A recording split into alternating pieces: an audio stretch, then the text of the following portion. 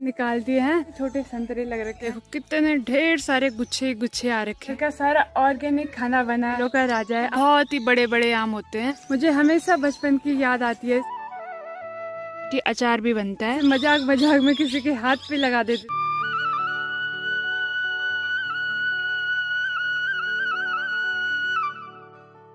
Hello दोस्तों, good morning, नमस्ते, प्रणाम। स्वागत है आप सभी का साक्षी नेगी ब्लॉग में और उत्तराखंड की इन हसीन वादियों में। मेरा नाम है साक्षी नेगी। मेरे गांव का नाम है तैला, जो कि रुद्रप्रयाग डिस्ट्रिक्ट में पड़ता है।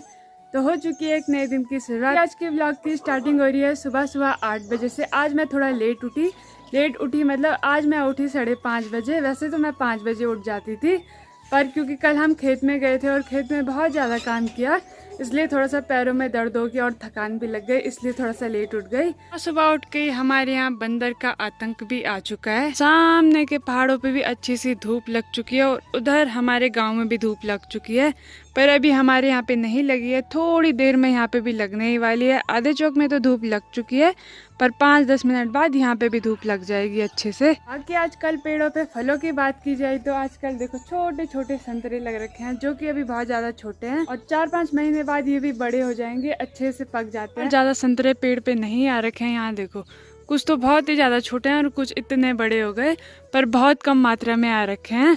और इनको गढ़वाली में बोला जाता है माल्टा संतरों को।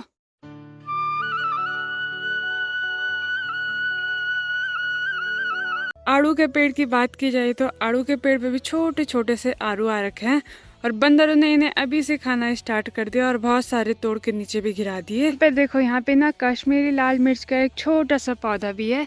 छोटा तो नहीं, पहले से बहुत ज्यादा बड़ा हो गया। यहाँ पे 2-3 पौधे एक साथ लगे हुए हैं और इन पे ना मिर्च आना भी स्टार्ट हो चुकी है। अभी तो ये हरी है, बाद में ये लाल होती हैं और ना कलर में यूज किया जाता है। जैसे खाने में डालते हैं तो कलर आता है खाने में, बस इसी काम आते हैं। और इसका बहुत ही ज्यादा टेस्टी अचार भी बनता है और बहुत ही ज्यादा मात्रा में इनमें कश्मीरी लाल मिर्च आ रखी है। और अभी मैं पहुंच चुकी हूँ अपनी गौशाला में। मम्मी तो सुबह सुबह नाश्ता करके घास लेने के लिए चली गई। बाकी मम्मी ने भी मेरे को काम दे रखा है कि तू उधर खेत से घास ले आना। और मम्मी ने गाय भैंसों को अंदर बांध के गई, क्योंकि मेरी बस की तो नहीं है सुनैना को अंदर बांधना। यहाँ पे रही हमारी सोमिया, ये खा रही है अभी डंडी। इसको लगता है आज ज्यादा ही भूख लग गई। बाकी जब भी मैं वीडियो बनाती हूँ सोमिया सीधे खड़ी हो जाती है पोज मारने के लिए, है ना सोमिया। और इधर वाली गौशाला की बात की जाए तो यहाँ पे हमारी सुनैना घास खाने पे लगी हुई है और इसको तो आता है बहुत ज्यादा गुस्सा। इस दिमाग को कभी ठंडा भी रखा करो। हाँ हैं, इसको तो हमेशा गुस्सा ही आता रहता है। तो तू आराम से अपना घास खा, तेरे को हम डिस्टर्ब नहीं करेंगे। भी यहाँ हमारी गौशाला की दीवारों पे देखो, हमने सारे गोबर के ना कंडे बना के सारे दीवार पे लगा रखे हैं। इनको गढ़वाली में हम बोलते हैं गोसा। और जब भी ना गाय भैंसों को ना छोटे छोटे कीड़े मच्छर बाहर पे काटते रहते हैं, इसीलिए हम इस पे आग जला के धुआं लगा देते हैं। ये देर तक धुआं छोड़ता है, इसलिए। यहाँ पे देखो हमने अपनी गौशाला के अंदर इतने सारे कंडे स्वल्टे रख रखे हैं। कंडे भी अच्छे से लिपाई कर रखी है गोबरों की। जिस टाइम हमारा झंगोरा होता है, मनवा होता है, तो उस टाइम ना हम इन्हीं कंडों पे झंगोरा मनवा लाते हैं। इस पे अच्छे से लिपाई कर रखी है तो उनके बीच घिरते नहीं है नीचे। बाकी ये स्वल्टी जिस पे हम घास लाते हैं, तो मुझे इसी स्वल्टी पे अभी घास लेने के लिए जाना है। इधर की साइड और भी सामान रख रखा है, जुआ, हल जिससे हम हल लगाते हैं, फावड़ा, कुल्ला, दरांती, बहुत सारी चीजें रख रखी हैं। यहाँ पे देखो मारछे के कुछ पेड़ हो रखे हैं। मारछे मतलब चौलाई, जिसके लड्डू भी बनते हैं चौलाई के, तो उसी की अच्छी सी सब्जी हो रखी है और इसकी बहुत ही ज्यादा टेस्टी सब्जी बनती है। यहाँ पे रहा हमारा गुलाब का पौधा, जो कि कल परसों गुलाब से लदा हुआ था, पर अभी गुलाब का सीजन जा रहा है धीरे धीरे, तो सारे गुलाब झड़ चुके हैं इसके भी। अभी मेरी तैयारी भी हो गई है खेत में घास के लिए जाने के लिए, तो मैंने स्वल्टा भी पीठ पे लगा दिया है, हाथ पे दरांती भी ले लिए, तो अभी चलते हैं घास लेने के लिए। आज बहुत ही सारे बंदर आ रखे हैं, सारे अपनी मस्ती में। छोटे छोटे बच्चे भी यहाँ पे खेलने पे लगे हुए हैं। आपको ना एक और फल दिखाती हूँ, जो कि ऑलमोस्ट ज्यादातर लोगों का फेवरेट होता है, तो दिखाती हूँ आपको कौन सा फल है वो। और आपको एक हिंट भी दे देती हूँ कि वो फलों का राजा है। आप लोग तो समझ ही गए होंगे कि मैं आपको क्या दिखाने वाली हूँ। ऊपर पे देखो कितने सारे छोटे छोटे से आम आ रखे हैं। इतने सारे आम आ रखे हैं ना अब की बार, और ये ना देसी आम है, मतलब ये बहुत ही बड़े बड़े आम होते हैं।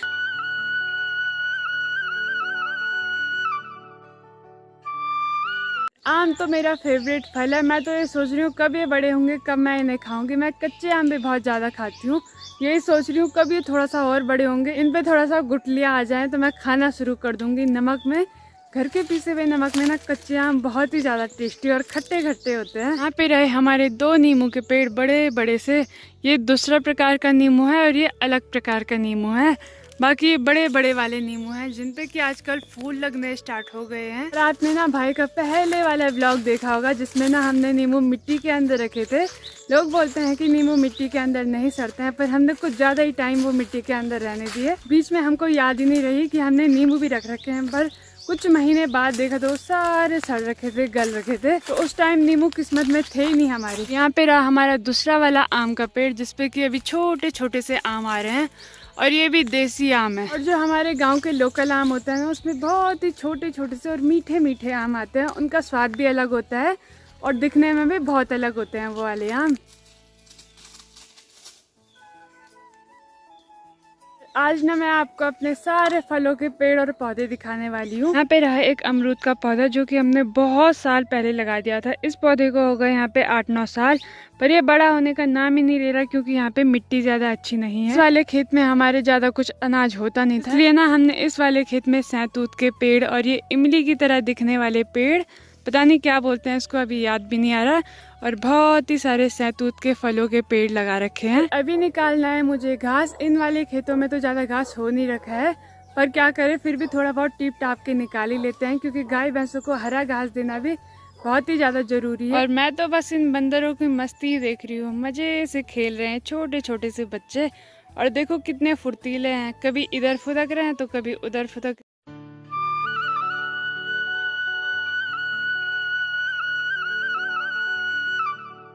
अभी मैंने इतना घास भी निकाल लिया है। बाकी ये रहे हमारे बड़े से अमरूद के पेड़ जो कि हमने 8-9 साल पहले लगाए थे।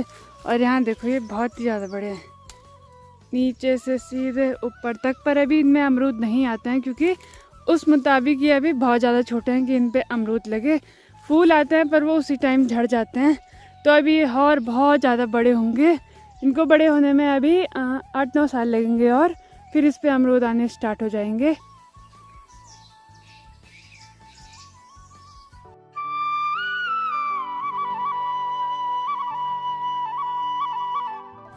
बाकी आज पता नहीं क्या हो रहा है, बहुत ही ज़्यादा सुस्ताई सी आ रही है, हाथ पैरों में बहुत ही ज़्यादा दर्द हो रहे हैं।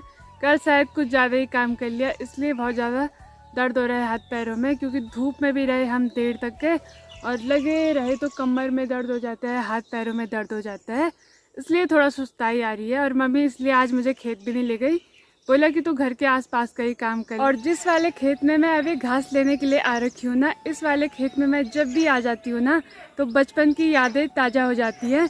मुझे हमेशा बचपन की याद आती है इस वाले खेत में आके कि ना जब भी मैं छोटी थी मैं यहाँ घास के लिए आती थी तो मैं हमेशा इस जगह पे ना यहाँ पे देर तक बैठी रहती थी, क्योंकि यहाँ से ना सामने के चारों तरफ के खूबसूरत से नज़ारे दिखाई देते हैं, वो प्यारे प्यारे से पहाड़, और यहाँ नीचे से नदी दिखाई देती है।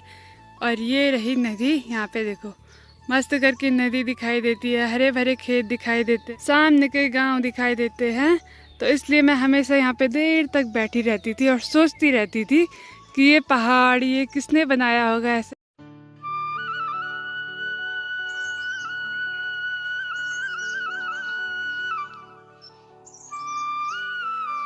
अभी तक थोड़ी देर मैं वहाँ पे बैठी रही और फिर से बचपन की यादें ताज़ा की। तो अभी ना घास भी निकाल लिया है तो अभी चलते हैं घर पे, वरना मम्मी बोलेंगी ये बैठी रही पूरे दिन भर, इसने कुछ किया ही नहीं। हमारे खेत में एक बड़ा सा खेणे का पेड़ है जिसपे कि बहुत ही सारे खेणे भी आ रखे हैं। आज तक खेणे जड़ पे ही आती थी, अब देखो पेड़ के ऊपर टहनियों पे भी आने लग गई, जड़ों पर भी ढेर सारे खेणे आ रखे हैं और ये खाने के लिए होते हैं बहुत ही ज़्यादा मीठे मीठे। तो अभी देखती हूँ कुछ पके भी हैं या नहीं, और पक रखे हैं। यहाँ देखो पक के नए कुछ ऐसे होते हैं अंदर से, इन्हें खाने में बहुत ही ज़्यादा मीठे होते हैं। और देखो कितने ढेर सारे गुच्छे गुच्छे आ रखे हैं। बताती हूँ आपको रेठे का पेड़, ये वाला रहा रेठे का पेड़, ये वाला जिसकी साबुन बनती है, शैम्पू बनता है, हर चीज़ में यूज़ होता है साबुन शैम्पू बनने में। और यहाँ नीचे भी ना बहुत सारे रेठे घिर रखे हैं, यहाँ देखो। और इनको समेट के बहुत बार मैं घर भी ले जाती हूँ और इससे बाल धोती हूँ, बहुत ही अच्छे होते हैं और आज भी मैंने कुछ रेठे समेट लिए हैं, तो आज भी मैं इन्हीं से बाल धोऊंगी। इनको पहले भिगोने के लिए रखूंगी 2-3 घंटे तक के। फिर जब अच्छा सा झाग हो जाएगा ना इनको पहले कूटते हैं, फिर पानी में भिगोने के लिए रखते हैं, फिर झाग होता है इसका तो सर्द होते हैं। ताकि इन रेठे के अंदर में छोटी छोटी अंटियाँ होती हैं, आंटी बोलते हैं इनको हम। यहाँ देखो ये काली कलर की, और इनको ना हम बचपन में ना पत्थरों पे घिसते थे, फिर ये गर्म हो जाते थे एकदम से, और फिर ना ऐसे मजाक मजाक में किसी के हाथ पे लगा देते थे। तो सच्ची बताना अपने बचपन में ना इनसे किस किस ने खेला है। यहाँ नीचे खेत में देखो ताई जी भी यहाँ पे घास निकालने पे लगी हुई है, वहीं से घास भी और वहीं से दिन का खाना बनाने के लिए लकड़ियाँ भी। तो यहाँ पे ये रही कंडाली, और बहुत सारी कंडाली हो रखी है। कुछ तो मम्मी ने काट दी कि किसी के हाथों पे ना लगे।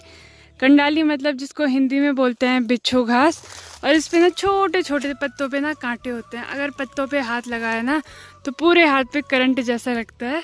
आपको वो कांटे दिखाती हूँ जो हाथों पे लगते हैं। ये रहे वो छोटे छोटे से कांटे। बाकी इस बिच्छू घास का ना साग सब्जी भी बनती है। मैंने तो कभी खाई नहीं है, पर आपने ना बड़े बड़े ब्लॉगरों की वीडियो में देखा होगा कि इसकी साग सब्जी बनाते हैं, जैसे कि प्रियंका योगी तिवारी, आरटी के ब्लॉग, इनके ब्लॉग में देखा होगा कि इसका साग बनाते हैं।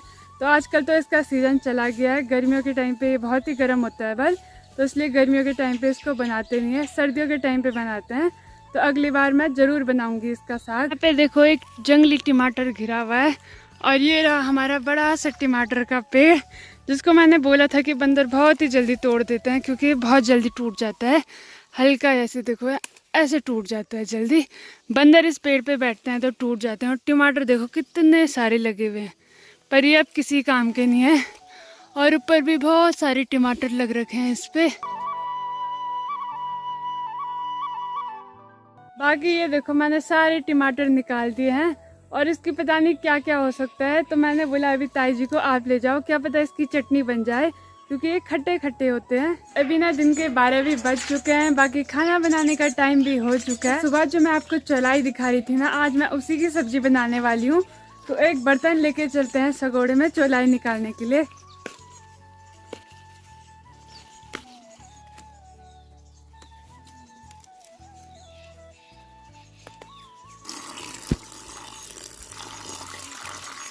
और अभी ना मैंने सगोड़े से इतनी हरी सब्जी निकाल ली है, और इसको अच्छे से धो भी लिया है। तो आज मैं खाने में बनाने वाली हूँ कड़ी चावल हरी सब्जी।